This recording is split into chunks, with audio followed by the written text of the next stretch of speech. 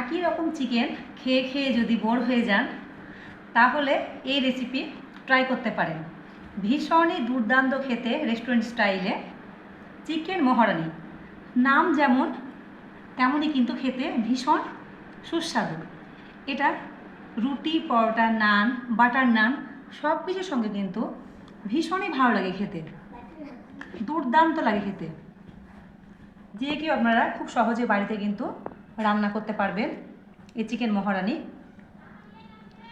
তাহলে চলুন দেখে নিই আজকের রেসিপি আমি কি করে বানাই চিকেন মহারানি।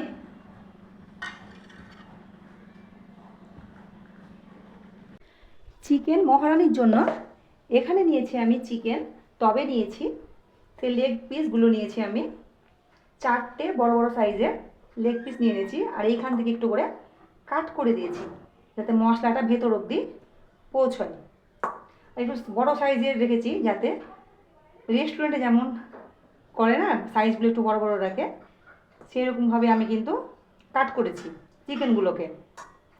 এটা পুরো আমি বানাবো রেস্টুরেন্ট স্টাইল চিকেন মহারানি। পরিষ্কার করে ধুয়ে নিয়েছি চিকেনটাকে। এবার এই চিকেনে দিয়ে দিলাম 1 চামচ পরিমাণ লবণ, পরে আবার ব্যবহার করব লবণ। 1 চামচ ধনে গুঁড়ো, 1/2 চামচ গোলমরিচের গুঁড়ো, দিয়ে দেব 2 চামচ আদা রসুন বাটা। সব মশলার সঙ্গে মিশিয়ে নেব, ম্যারিনেট করে আমি 1/2 ঘন্টার জন্য এটাকে রেখে দেবো যাতে মশলাটা ভালোভাবে একদম লেগে যায় চিকেনের সঙ্গে, ভেতর অবধি ঢুকে। ম্যারিনেশনটা কিন্তু ভীষণ জরুরি। ভালোভাবে মশলাটা লাগানো হয়ে গেছে আমার। এবার 1/2 ঘন্টার জন্য ঢাকা দিয়ে রেখে দেবো। ফিরে আসছি আমি 1/2 ঘন্টা পরে। চিকেন মহারানির জন্য আমি একটা শুকনো মশলা রেডি করব। তার জন্য এখানে নিয়েছি 1/2 চামচ কাঁচা জিরে, 1/2 চামচ নিয়েছি মৌরি, আর নিয়েছি 8-9টা হবে ছোট সাইজের সবুজ এলাচ, আর নিয়েছি ঝালের জন্য 2টো শুকনো লঙ্কা। এখানে খুব ঝাল করব না যেহেতু আমি ম্যারিনেশানে গোলমরিচ দিয়ে ম্যারিনেশান করেছি। এবার এটাকে আমি হালকা করে ফ্রাই প্যানে ভেজে নিব, তারপরে একটা পাউডার তৈরি করব। 1/2 ঘন্টা পরে আমি ফিরে এলাম। 1/2 ঘন্টা হয়ে গেছে চিকেনটা ম্যারিনেট করা। এইবার রান্না করার জন্য একটা ননস্টিকের কড়াই বসিয়ে দিয়েছি। কড়াই দিয়ে দেবো আমি 3 চামচ পরিমাণ সানফ্লাওয়ার অয়েল। তেলটা গরম হয়ে গেছে। এবার ফোড়নের জন্য দিয়ে দিলাম 1 টুকরো দারচিনি, 2টো লং, 5-6টা গোলমরিচ, গোটা গোলমরিচ। এইবারই তেলে দিয়ে দিব আমি এখানে নিয়েছি একটা বড় সাইজের পেঁয়াজ, পেস্ট করে নিয়েছি, তবে একদম মিহি পেস্ট করিনি, হালকা দানা দানা কিন্তু আছে পেঁয়াজটা, দেখে বুঝতে পারছেন আপনারা। দেখুন পেঁয়াজের পেস্টটা এর মধ্যে ঢেলে দিলাম।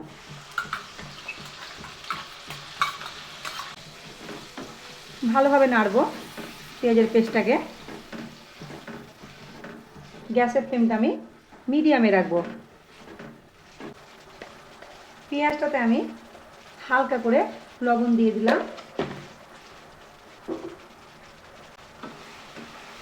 আবারও কষবো ভালোভাবে। পেঁয়াজটা আমার ভাজা হয়ে গেছে, দেখুন কালারটাও চেঞ্জ হয়ে গেছে, আর চারি সাইড থেকে তেল ছেড়ে দিয়েছে, তার মানে আমার পেঁয়াজটা ভাজা হয়ে গেছে। এইবার এখানে দিয়ে দেবো আমি সেই ম্যারিনেট করে রাখা চিকেনটা।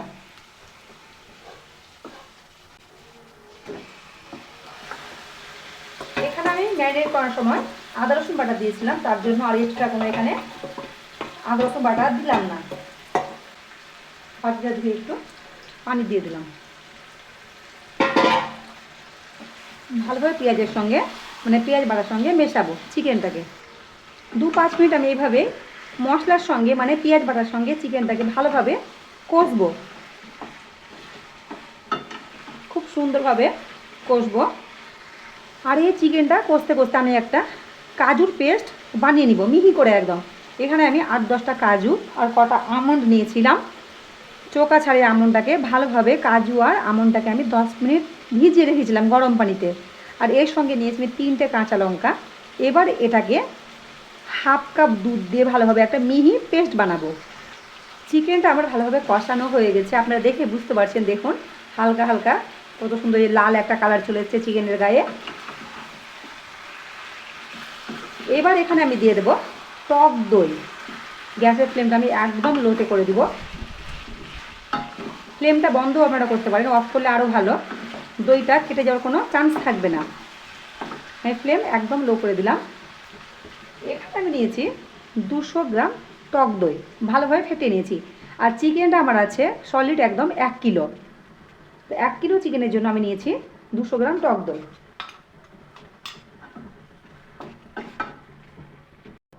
দিয়ে দিলাম। আর এই বাটিটা ধুয়ে একটু পানি দিয়ে দেবো। ভালোভাবে চিকেনের সঙ্গে দইটাকে মেশাবো, তারপরে ফ্লেমটাকে আমি মিডিয়ামে করব। এবার আমি গ্যাসের ফ্লেমটা মিডিয়ামে করে দিয়েছি। ভালোভাবে একটু কষবো 2-4 মিনিট মতো। কোনো রকম পানি আমি অ্যাড করবো না এখন। কষানো হয়ে গেছে আমার, 3-4 মিনিট মতো আমি কষিয়ে নিয়েছি। এবার এটাকে আমি ফ্লেমটাকে আর একটু লো টু মিডিয়ামে রাখবো, দিয়ে ঢাকা দিয়ে আমি 10 মিনিট মতো রান্না করব। ঢাকা দিয়ে দিলাম। ফিরে আসছি আমি 10 মিনিট পরে। 10 মিনিট পর ফিরে এলাম। ঢাকাটা এবার তুললাম।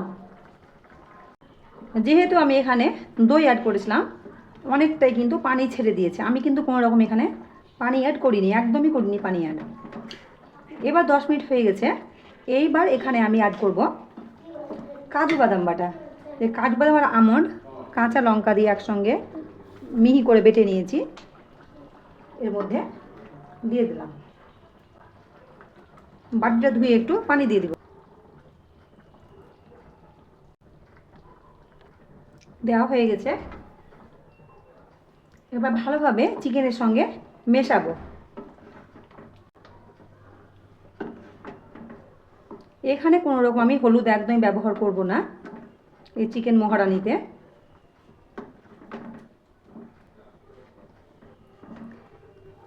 এবার এখানে অ্যাড করব আমি সে ভেজে রাখা মশলা।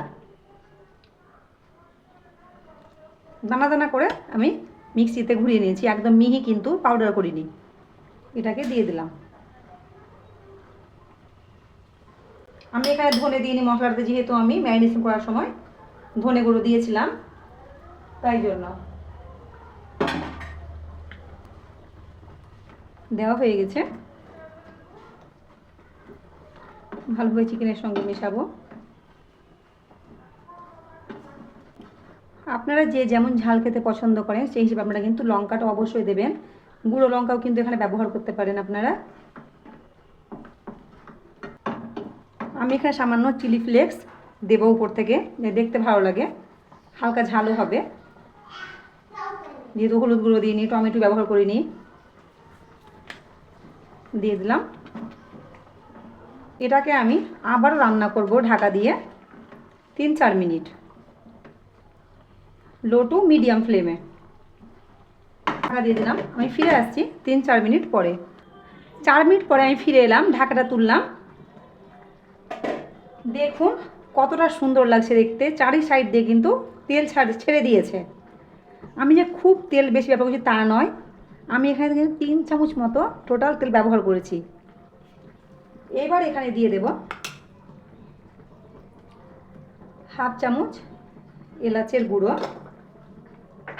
তারপরে 1 চামচ নিয়েছি কাসুরি মেথি, হালকা করে রোস্ট করে নিয়েছি, দিয়ে গুঁড়ো করে নিয়েছি, দিয়ে দিলাম। ভালোভাবে একটু মেশাবো। সব শেষে দিয়ে দেবো এখানে ফ্রেশ ক্রিম। এখানে ফ্রেশ ক্রিম দিয়ে দিলাম।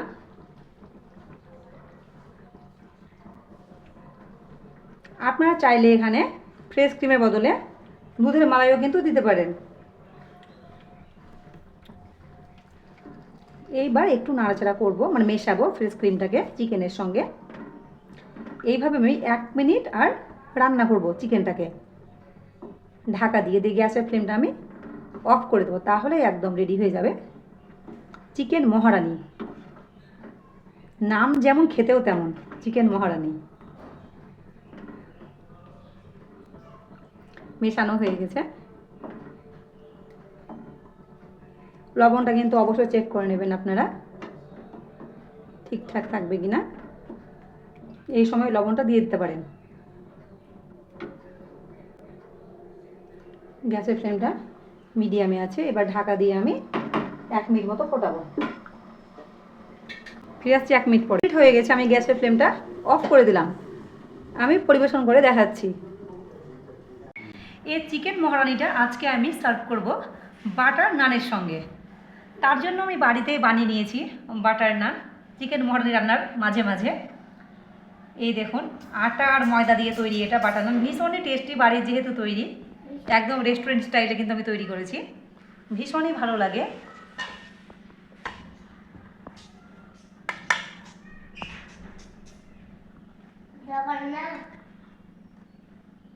এই দেখুন,